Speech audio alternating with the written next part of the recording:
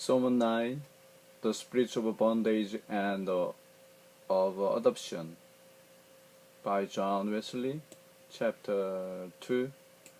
Number 1. By some offer the providence, or by his word, applied with the demonstration of his spirit, God touched the heart of him that lay asleep in the darkness and in the shadow of death. He is terrified, shaken out of his sleep, and awake into a consciousness of his danger. Perhaps in a moment, perhaps by degrees, the eyes of his understanding are opened. And now first the veil being apart removed, discerned the real strait he is in. The horrid light breaks in upon his soul, such light as may be conceived gleamed from the bottomless pit, from the lowest depth, from the lake of fire, the burning with a brimstone. He at last seen the living. The merciful God is also of the consuming fire, that he is just God and terrible, the rendering to every man according to his words, entering into a judgment with the ungodly for every idle word, yea, and for the imagination of the heart. He is now clearly perceived that the great and holy God is of fewer eyes than the behold iniquity, that he is the avenger of every one who rebelled against him, and repaid the wicked to his face, and that it is of the fearful things to fall into the hand of the living God. 2. The inward spiritual, the meaning of the Lord of God now begins to glare upon him. He had perceived the condemnation is exceeding broad, and there is nothing hid from the light thereof. He is convinced that every part of it is related not barely to the outward sin or obedience, but to what passes in the secret receipt of the soul, which no eyes but God can penetrate. If he now hears, the doubt shall not kill. God speaks in thunder. He that hath his brother is a murderer. He that said unto his brother, Thou fool, is obnoxious to hellfire. If the Lord said, Thou shalt not commit adultery, the voice of the Lord sound in his ears. He that looked on a woman the lust after he had committed adultery with he already in his heart, and thus, in every point, he felt a word of God, the quick and powerful, the sharper than a two-edged sword. It pierces even to the dividing asunder of his soul and spirit, his joint and marrow, and so much the more because he is conscious to himself of having neglected so great salvation, of having trodden under the foot the Son of God, who would have saved him from his sins, and counted the blood of the covenant and unholy, a common, unsatisfying thing. 3. And as he knows, all things are naked and open unto the eyes of him with whom we have to do. So he sees himself naked, stripped of all the fig leaves which he had sworn together, of all his poor pretended to religion or virtue, and his elected excuse for the shining against God.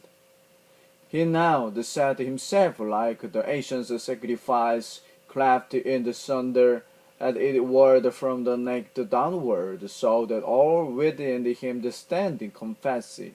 His heart is bare, and he sees it is all sin.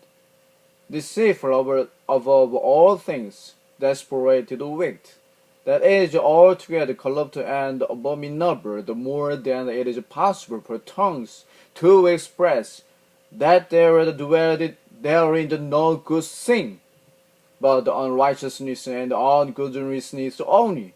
Every motion, therefore, every temper and the thoughts being only evil continually.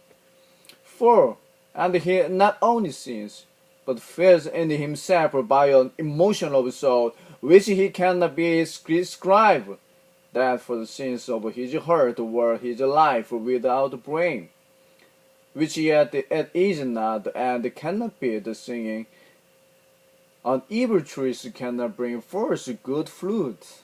He deserved to be cast into the fire that never shall be requenched. He feels that the wage, the just reward of sins, of his sins above all, is death, even the second death. The death which dieth, that the destruction of body and soul in hell. 5. Here ends his praising dream, his jealousy the last, his false peace, his band security. His joy is now banished as a crowd, the pleasures once loved delighted no more. Therefore, the often the taste, he alone the snowers sweet. He is ready to bear them. The shadow of happiness breathes away, and think int of oblivion. So that he is stripped of all and wandered to and fro, the seeking last, but the finding none. 6. The front of those appeared to being now the despair. He felt the anguish of a wounded spirit. He find that sin let loose often the soul, the whatever it be, pride, anger, or evil desire, the whenever self will, the malice, the envy, the revenge over any others, is perfect misery. His filled sorrow of heart for the blessing he has lost, and the curse which is come upon him, remorse for the having thus destroyed himself, and dispersed his own mercies, fears from a live sense of the wrath of God, and of the consciousness of his lapse, of the punishment which he had just been deserved, and which he seemed hanging over his head, fears of death, as being unto him the gate of hell, the entrance of death in eternal, the fears of devils, the executor of the last and the righteous, the bandage of God, the fear of man, who, if they were able to kill his body, would thereby plunge both body and soul into hell. Fear sometimes arising to such a height that the poor, the sinful, the guilty soul is terrified with everything, with nothing, with the shades, with the left, the shaking of the winds. Yet sometimes it may even the burden of the destruction, the making of man, the drunken soul, not with wine, suspending the exercise of the memory, of the understanding, of the nature's faculty. Sometimes it may approach to the very brink of the despair, so that he who would travel at the name of death may yet be ready to the plunging into it at every moment, to choose understanding rather than the life where may such a man alone, like him of old. For the very the discretionist of his heart well may be the cry out, the spirit of the man that made sustain his infirmity. But I wonder the spirit who can bear. 7. Now he trusts desire to break loose from sin, and begins to struggle with it. But those he strive with all his might, it cannot be conquered. Sin is mightier than he. He would fain escape, but he is so fast in prison that he cannot get forth. He reserves against sin, but yet sins on. He sees the snare and the overhold and the ruin into it, So much does his burst vision bear, only to enhance his guilty and increase his misery. Such is the freedom of his will, free only to evil, free to drink and inoculated like water, to wander fathers and fathers from the living God, and do more despite to spirits of grace. The more he strives with labors to be free, the more does he feel his chains, the grievous chains of sins, whatever, and Satan's bind, and leaves his captive at his will. His servant he is. Though he is despised ever so much, does he labor, he cannot prevail, he is still in bondage and fears by reason of sins.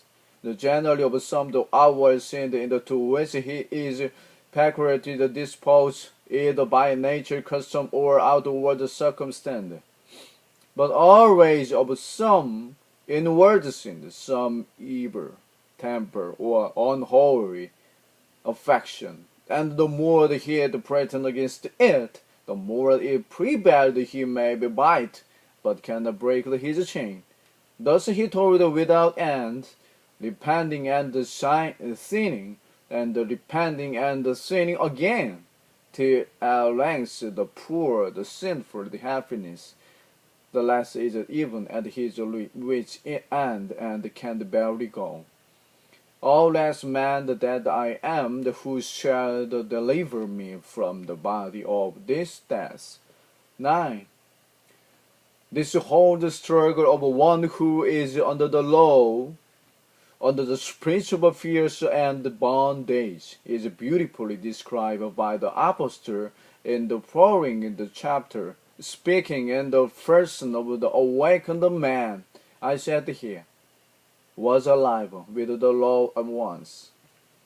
The verse 9. I had much life, wisdom, strength, and virtue, so I sought, but when the commandment came, the sin abide, and I died.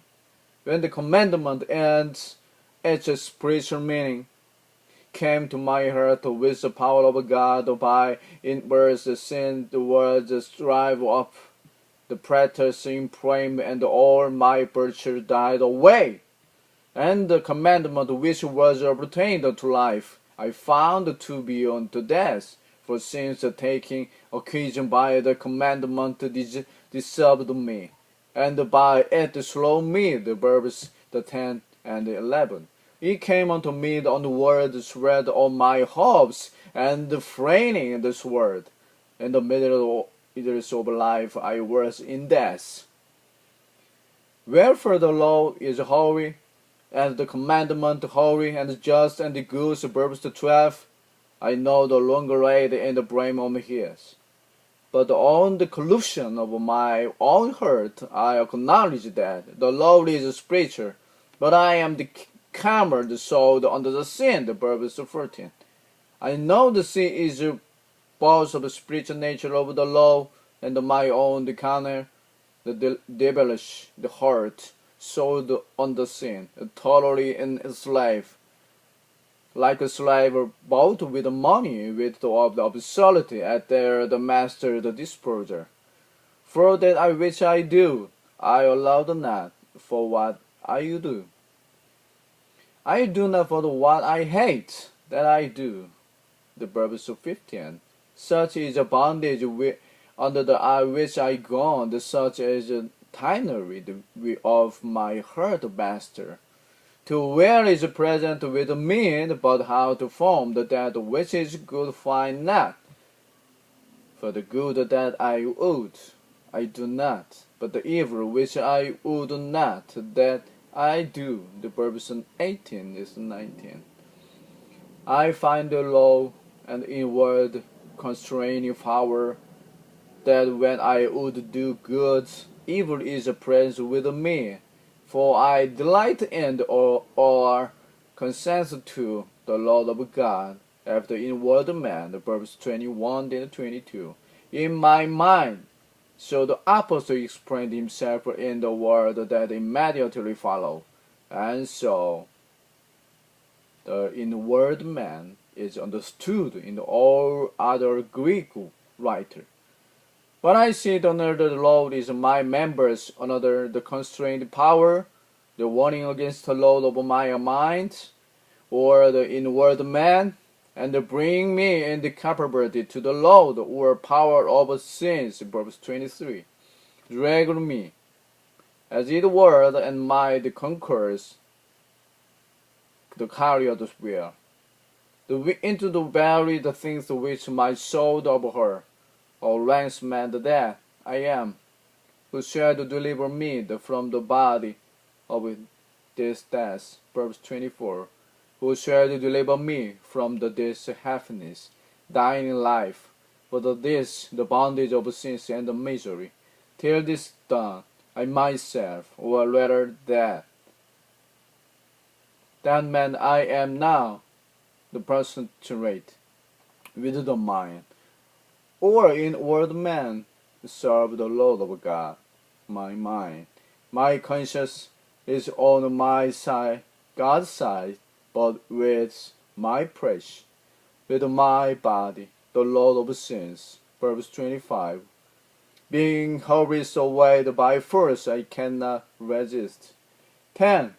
How lives of the prostratory is of one under the law, one who fears the burden he cannot shake it off, who pants after liberty, power, and love, but is the fear and bondage still, until the time that God answered the restless man, cry out, who shall deliver me from this bondage of sin, from this body of death. The grace of God through Jesus Christ the Lord.